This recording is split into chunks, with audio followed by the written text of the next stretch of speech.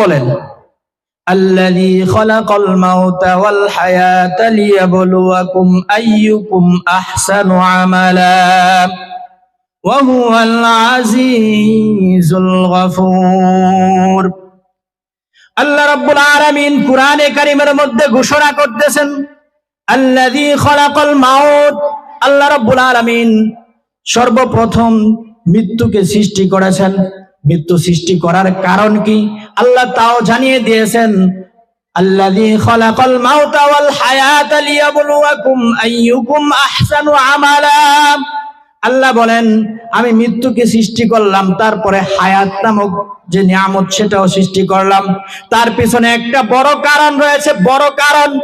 সে কারণটাকে আল্লাহ বলেন আহসানু আমালা, তোমরা কত সুন্দর আমল করতে পারো।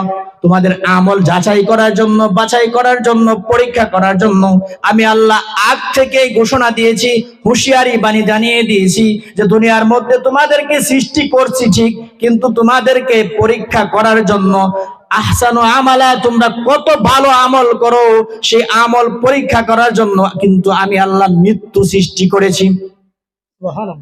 মৃত্যু আমাদের জন্য অনিবার্য, মৃত্যুর থেকে রেহাই পাওয়ার কোনো সুযোগ নাই, কোনো সুযোগ নাই।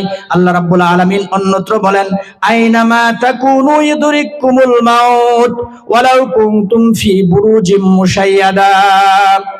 ও দুনিয়াবাসী, তোমরা কি মনে করেছো তোমরা দুনিয়া থেকে যে কোনো জায়গায় গিয়ে পলায়ন করতে পারবা? মৃত্যু থেকে পলায়ন করার কোনো সুযোগ নাই। আজকে যদি আপনি দুনিয়ার আদালতে আসামি হয়ে যান, বাংলাদেশ থেকে অন্যত্র গিয়ে গা ঢাকা দিয়ে থাকতে পারবেন, সেটা সম্ভব। মনে করেন কোনো একটা ঝামেলায় পড়ে আপনি আসামি হয়ে গেলেন, আপনি ফাঁসির আসামি হয়ে গেলেন, বাংলাদেশ থেকে আপনি বিমান যুগে যে কোনো রাষ্ট্রে গিয়ে আপনি গা ঢাকা দিয়ে থাকা সম্ভব। কিন্তু মৃত্যু এরকম এক বস্তু যেটার থেকে আপনি পলায়ন করার কোনো সুযোগ নাই, কোনো সুযোগ নাই। আল্লাহ রাব্বুল আলামিন বলেন, আইনামা তাকুনু ইউদরিকুমুল মাউত ওয়ালাউ কুনতুম ফি বুরুজিম মুশাইয়াদা। মৃত্যুর হাত থেকে পলায়ন করার কোনো সুযোগ নাই। যদি তোমরা সন্দুকের ভিতরে থাকো, সেখানেও আজরাইল আলাইহিস সালাম তোমাদের সাথে মুলাকাত করবে, এতে কোনো সন্দেহ নাই। সন্দেহের অবকাশ আছে ভাই? না। যেহেতু মৃত্যু থেকে পলায়ন করার কোনো সুযোগ নাই, যেহেতু আল্লাহ রাব্বুল আলামিন ঘোষণা দিয়েছেন মৃত্যু সৃষ্টি করার পিছনে কারণ হলো তোমাদের আমল যাচাই করার জন্য।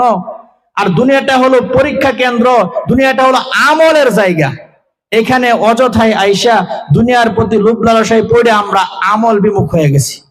আজকে কার জন্য এত কিছু করতেছি? আমি মারা গেলে, মরে যাওয়ার পর আমাকে, এখন যদি মারা যায় একটাবার চিন্তা করেন, আমাকে আপনাকে গড় নিবে না? কথা বলেন না কেন? গড় নিবে? বারান্দায় শুয়ে রাখবে, সর্বোচ্চ বারান্দায়।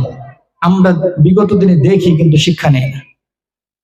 অথচ এই আত্মীয় স্বজন, নিজের পরিবার পরিজনদেরকে সুখে রাখার জন্য সকাল থেকে সন্ধ্যা পর্যন্ত মাথার ঘাম পায়ে ফেলে কতই না কষ্ট করেছি। আজকে যদি আমি মরে যাই, নিবে না। কারণ মরতে তো হবে, আজ না হোক কাল কবর দেশে যাওয়াই লাগবে, এতে কোনো সন্দেহ নাই। আজ না হোক কাল, আজ না হয় কাল তুমি যাইবা কবরে, যাবার সময় দেখবে যে গো তোমার সবই রইল পরে, যাওয়ার সময় দেখবে যে গো। ঠিক না? ঠিক। আজ না হয় কাল তুমি যাইবা কবরে, যাওয়ার সময় দেখবে যে গো তোমার সবই রইল পরে, যাওয়ার সময় দেখবে যে গো। ঘর করলা, বাড়ি করলা, চলো গাড়ি করে, হঠাৎ আজরাইল সামনে খাড়া গো, নিবে কলিজাটা ছিঁড়ে, হঠাৎ আজরাইল সামনে খাড়া গো। আজ না হয় কাল তুমি যাইবা কবরে, যাওয়ার সময় দেখবে যে গো তোমার সবই রইল পরে, যাওয়ার সময় দেখবে যে গো। ঠিক না? কিছু নিয়ে যেতে পারবো?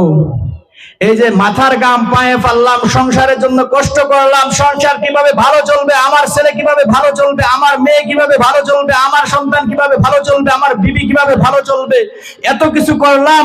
আজকে যদি আমি মারা যাই, এখন যদি আমি মারা যাই, বিশ্বাস করেন আমাকে গড় জায়গা দিবে?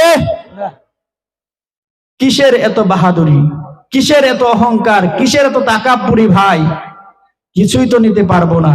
একমাত্র আমার আপনার সম্বল, আমার আপনার সাথী, আমার আপনার কবরের সাথী, সেটা হলো আমার আপনার আমল, যেটা আল্লাহ রাব্বুল আলামিন বলছেন পরীক্ষা করার জন্য।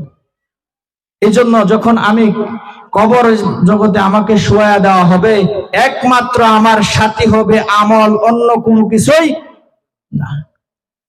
কবরের মধ্যে যখন তিনটা প্রশ্ন করা হবে, মার রব্বুকা, তোমার রব কি, ওমা দিনুকা, তোমার দিন কি ছিল, রাসূল করিম সাল্লাল্লাহু আলাইহি ওয়াসাল্লামকে দেখিয়ে যখন প্রশ্ন করা হবে, তখন তো আমরা যদি রাসূলের আদর্শ অনুযায়ী না চলি, রবের আদর্শ, রবের হুকুম অনুযায়ী যদি দুনিয়ার জিন্দেগি ফিটিং না করি, তাহলে দেখা যাবে আমার জবান দিয়ে আসবে লা আদ্রি, লা আদ্রি, আমি কিছুই জানি না। আল্লাহ, কি একটা অবস্থা হবে! অথচ আজকে সংসারের জন্য কি করলাম? কিয়ামতের ময়দানে তো কেউ আমার কাজে আসবে না। আল্লাহ রাব্বুল আলামিন সূরা আবাসের মধ্যে বলেন, ইয়াউমা ইয়াফিরুল মারউ মিন আখিহি ওয়া উম্মিহি ওয়া আবিহি ওয়া সাহিবাতিহি ওয়া বানিহি। ও দুনিয়ার মানুষ সকলেরা, আজকে তো দুনিয়ার জিন্দেগিতে তোমার কত আপনজন আছে, কত বন্ধু বান্ধব আছে, তোমার আপন স্ত্রী আছে, তোমার ভাই বেরাদর তোমার আপন, তোমার বন্ধু বান্ধব তোমার আপন। আজকে যদি দুনিয়ার মধ্যে কোনো একটাই বিপদে পড়ে যাও, আজকে যদি দুনিয়ার কোনো জাই ঝামেলার মধ্যে পড়ে যাও, তোমার ভাই তোমার জন্য সাহায্যের হাত বাড়িয়ে দিবে, তোমার বোন তোমার জন্য সাহায্যের হাত বাড়িয়ে দিবে।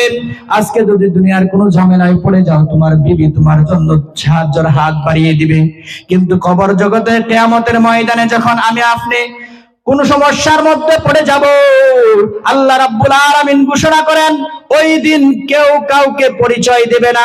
ওই দিন ভাই তার ভাই থেকে পলায়ন করবে, বোন তার ভাই থেকে পলায়ন করবে, বিবি তার স্বামী থেকে পলায়ন করবে। ও দুনিয়ার মানুষ, আজকে এই বিবির জন্য কত কিছুই না করি আমরা, কাল কিয়ামতের ময়দানে যখন একটা মাত্র নেকের জন্য আপনার আমার জাহান্নামের ফয়সালা হয়ে যাবে, আল্লাহ রাব্বুল আলামিন বলেন, ওই আদরের বিবি সাহেব কিন্তু আপনার আমার থেকে পলায়ন করবে। শুধু তাই নয়, দুনিয়ার জিন্দেগিতে আমার আপনার মা আপনার জন্য আমার জন্য কতই না কষ্ট করলেন, কিন্তু কাল কিয়ামতের ময়দানে যখন একটা মাত্র নেকির জন্য আপনার আমার জাহান্নামের ফয়সালা হয়ে যাবে, আল্লাহ রাব্বুল আলামিন বলেন, গর্ভধারিণী মা ও আপনার থেকে আমার থেকে পলায়ন করবে। একজন মানুষ যখন একটা মাত্র নেকির জন্য ছোটাছুটি করবে, ঘোরাঘুরি করবে, একটা মাত্র নেকির জন্য যখন আপনার আমার জাহান্নামের ফয়সালা হয়ে যাবে, এরকম ভাবে যখন ঘোরাঘুরি করার পর মার কাছে যাবে, গিয়ে বলবে, ও মা, দুনিয়াতে তো আমি তোমার কত আদরের সন্তান ছিলাম, আমি না খাইলে তুমি মা খাইতা না, আমি না ঘুমাইলে মা তোমার ঘুম হতো না, রাত্রে 1টা বাজে আইসা যদি তোমার দরজায় নক করতাম, তুমি মা সজাগ থাকতা, তুমি মা টেনশন করতা, কিন্তু আজকে একটা মাত্র নেকের জন্য আমার জাহান্নাম ফয়সালা হয়ে যাচ্ছে। ওগো মা, আজকে আমাকে একটা নেক দিবানি মা, একটা নেক নি দিবা। মা কি বলবেন? আল্লাহ রাব্বুল আলামিন বলেন, ওই দিন মা তার সন্তান থেকে পলায়ন করবে। মা বলবে, কে তুমি? দুনিয়াতে তো আমার সন্তান নামে কিছুই ছিল না, আজকে কে তুমি? সোহকান তুমি দূর হয়ে যাও, আমার কোনো সন্তান দুনিয়াতে ছিল না। ওরে ভাই, আজকে কিসের এত তাকাব্বুর, কিসের এত অহংকার? আজকে কাদের জন্য এত সংসার নিয়ে ব্যস্ত আমরা? আজকে কাদের জন্য, কার সংসারের জন্য আজকে দুনিয়ার মধ্যে আল্লাহ রাব্বুল আলামিনের গুণ কীর্তন করতে পারি না? কার জন্য এত ব্যস্ত রে ভাই? আমার আপনার আমি ছাড়া তো আর কেউ নাই, কথা বলেন ঠিক কিনা? কাল কিয়ামতের ময়দানে তো আমার জবাব আমাকে দেওয়া লাগবে, আমার হিসাব আমাকে দেওয়া লাগবে।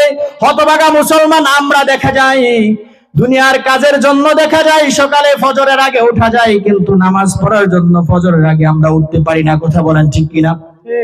কারণ আমি পাশের মসজিদের ইমাম সাহেব, বাড়ির থেকে আসি, অনেক সময় দেখা যায় বৈশাখ মাসে যখন আসি, ওই দিক দিয়ে রাস্তা দিয়ে যখন আসি, অনেক মানুষ দুনিয়ার কাজের জন্য, মুড়ি বাইরানির জন্য, ধান বাইরানির জন্য, ধান কাটার জন্য ফজরের আগে ওঠে। হতভাগা মুসলমান মসজিদে যাইতে রাজি না। এটা বাস্তব অভিজ্ঞতা থেকে বলতেছি, কথা মিছা না, সত্য সত্য, সত্য কিনা? দুনিয়ার কাজের জন্য কেমনে ভাবে দুনিয়ার মধ্যে আমি ভালো থাকতে পারি সেই চিন্তায় বিভোর, কিন্তু কাল কিয়ামতের ময়দানে এত কিছু বলা হইতেছে। উলামায়ে কেরাম আমাদেরকে বোঝাচ্ছেন যে কিয়ামতের ময়দানে এই হবে, এরকম আযাব হবে। কবর জগতে যদি আমরা তিনটা প্রশ্ন না পারি, এখান থেকে আযাব শুরু, সাপ আসবে, এরকম ভাবে অন্ধ বধির ফেরেশতা আসবে। এতগুলো বোঝানোর পরেও কত কপাল পোড়া মুসলমান আমরা, নিজেকে মুসলমান দাবি করি, আল্লাহর হুকুম পালন করতে নারাজ। আমরা আল্লাহর হুকুম পালন করতে রাজি না।